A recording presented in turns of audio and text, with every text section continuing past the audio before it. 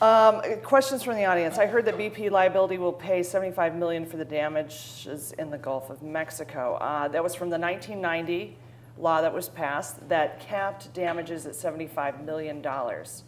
Unless negligence is involved, gross negligence right, is involved. Which, seems to be obvious, but God knows they've got a building of attorneys Exxon right had now. a lot of lawyers. So Exxon does BP. took 20 years to figure out how to actually get a Supreme Court. We need a strict liability law, right, folks? I mean, we need a strict liability at the right amount. So There should never, ever be a cap.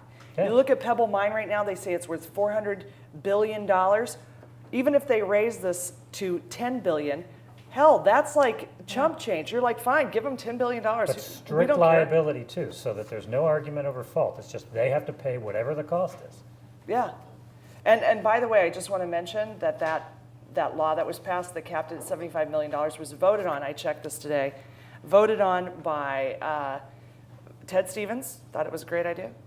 So did Frank Murkowski, and so did Don Young. So that is your Republican legacy, folks. Think about it. If you had one message as a group, what would it be? Bend over, they're driving. No, that actually isn't my message. My message is to stand up and fight them. I don't know how anybody else feels. Yeah, and don't trust BP.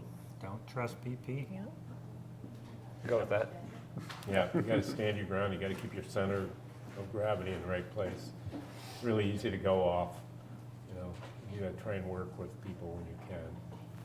BP has a terrible track record in Texas, Alaska, and around the world. Will this disaster break them? BP was just as negligent in the Exxon Valdez spill as Exxon was. They were the ones in charge, basically, of Alaska Pipeline at the time and all of the safety procedures, including the RACUS radar. And to actually have a barge in the water ready to go was boom. And it was iced in to dry dock. BP very quietly paid over $120 million and just scooted right along. And for some reason, that money got them out of the limelight, and people don't think it was a BP spill. So what are you saying, Shannon? They won't change? I mean, after that, they had the largest spill on the North Slope, or the Texas City explosions, or why would they else? change? They're still getting paid, and we're addicted. They're like crack dealers, and they poison us all the time, and we keep coming back. And we have alternatives. We have alternatives. Did you guys hear about that wind spill? There was a wind spill. A cow was injured. There was, and all these people ran out to the beach with their kites. Christ. It's in the air now. It's too late. Yes. Oh, it's escaped. They're running around with nets. Think about it. Should we have the oil producers deposit bond money before they drill? We are trying that with the Trans-Alaska Pipeline System in the reauthorization in 2002. Makes a lot of sense. So they say that they're accounting for money for dismantling, restoration, and removal. It's in the billions of dollars. Okay, put it in an escrow bank account. Let's use the interest to oversee the pipeline and the North Slope oil fields. Absolutely not. And it didn't happen. And we tried it really hard. Well, you think if they're making $46 Where's billion a year. Where's what that are they money? doing with Yeah, that where's that exactly? Well, and I think the point too is no more drilling. Why don't we think about that for a minute? I mean, I think that there should be a moratorium on offshore oil drilling in this country again, but every time we import oil, we're exporting oil spills to other parts of the world. I mean, we're talking about this country, but we have to think about what's happening in other parts of the world where oil spills like this happen all the time. I mean, the level of the oil spill we had happens in Nigeria several times a day.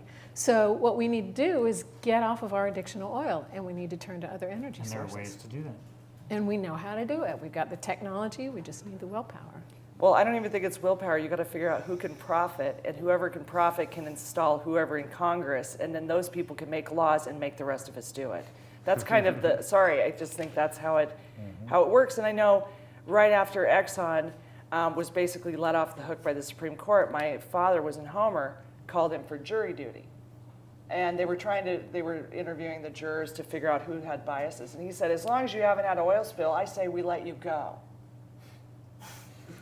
And everyone started clapping, and they basically had to dismiss the jury because, or it wasn't the jury yet, but just the people they were pulling because, here they've gotten away with murder. And yet, if any of us, if I went out in my boat, Kachemak Bay, and I just pumped my bilge, they could take my boat. Yet the Exxon Valdez has been renamed, what is it, the River Mediterranean. Sea River Mediterranean. Now it's another boat. Then, yeah. Sold again, right? Yeah, and it's now in the Atlantic. Yeah, watch out for that one. Doesn't exploration mean the same thing as production drilling? It's a gusher comes to mind. It's more risky than production drilling. When they do production, they've learned from the exploration what the wellhead pressures are going to be. When they do the exploration, they don't know that. That's why this BP spill probably happened. I mean, they had an unknown, control over that wellhead pressure. So exploration they had is most of the risky. cement poured, Yeah. and then something. Who was it that had that poured? Oh, Halliburton. right. Halliburton. Yes, they're on Arctic between. Yeah, and they do a lot of that work here. This is a question that comes up a lot when I'm talking to other people outside. I'm sure it does with you, about the amount of the spill in Alaska being reported. Exxon reported it to be 11 million gallons, yet they had 50 million gallons on board the Exxon Valdez and only siphoned off of what was still on the ship, 17 million. So basically, that's $33 million. That's not 11. Gallons. Is that, I mean, gallons. God, it's way more It money. matters because we've keyed our response Yeah. requirements to that 11 million gallon number, and it was a accounting. Whatever it was in 1 6-hour tide. Yeah, yeah. I mean, that's the part that when we're watching this spill in the Gulf, which is horrible, and there have been lots of spills bigger than the Exxon Valdez, but the amount of damages haven't been surpassed. But that number, the fact that they would report 11 million and that still stays and remains the same when obviously the math doesn't add up.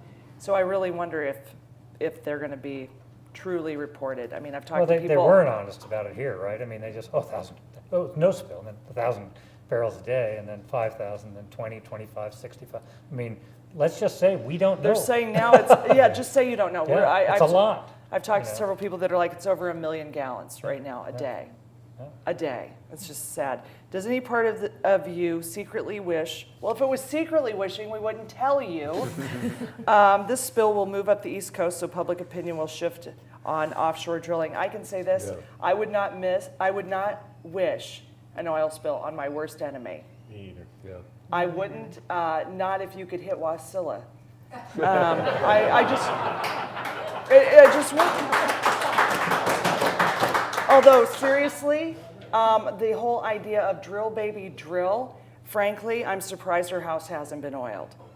Sarah Palin with her drill, baby, drill chant, yesterday she came out and had the audacity to say to the Gulf, she had a lesson to share with the Gulf, not to trust foreign oil companies. Verify, as though Exxon isn't based in America. Her husband worked for BP for 18 years. It's 61% foreign owned. I don't know. Maybe they need, ConocoPhillips maybe is the only one that should be allowed to drill that. Maybe they're paying for her cable stuff. maybe now she's working for BP. Okay. Shill, baby, shill. If the chairman of BP asked to borrow your pistol, would you loan it to him? Don't have a pistol. You don't? Oh, sorry. Really? I don't have one. No, I have one and I wouldn't loan it to him. I don't even know what that means. How many in the audience here had a loved one die from cancer that came on after working the 89 cleanup? How many people know of friends or family that died of cancers caused by the spill? We got a few hands. Mine can go up in that as well. Isn't a contract signed under duress illegal? Oh, Yeah, big factual questions about what's duress or not. And, there's an The army of oil's lawyer coming on and one you're- side, and who's going to represent these people who are under duress? I mean, there's only so many people willing, especially after the Exxon Valdez, to take these cases on a contingency basis. It's career litigation, right? 20 years. And what are you going to get for it? I mean, the minute you sign, you're in big trouble because the other aspects of the law are going to just step on your throat and take your air away. No doubt about it. funny you said step on the throat. I think that was actually said by the White House that they would do to BP. Yeah. Do you have any confidence that this White House is going to hold BP accountable? I'd like to see them cancel the Shell offshore. That would sort of tell me that they're serious about it. Because when they did the moratorium, the Bristol Bay the East Coast drilling that he'd said he wanted to do, and now he's going to pull back. Well, that wouldn't happen for years anyway. They haven't even done an EIS, so that was purely a gesture. That's right. And if the president wants to demonstrate that he really wants to do anything about this, then he can cancel the shell drilling. Well, we'll see. We may have to revisit this topic with each other and figure out where all this goes, and also, what's going to happen for Alaska. We're still waiting. What, $92 million in medical hasn't all been covered yet from the Exxon spill, and this hasn't gone away. And Rush Limbaugh can suck it because Prince William Sound is not pristine. It just isn't. Thank you guys so much for being a great panel. Thank you. We'll be back.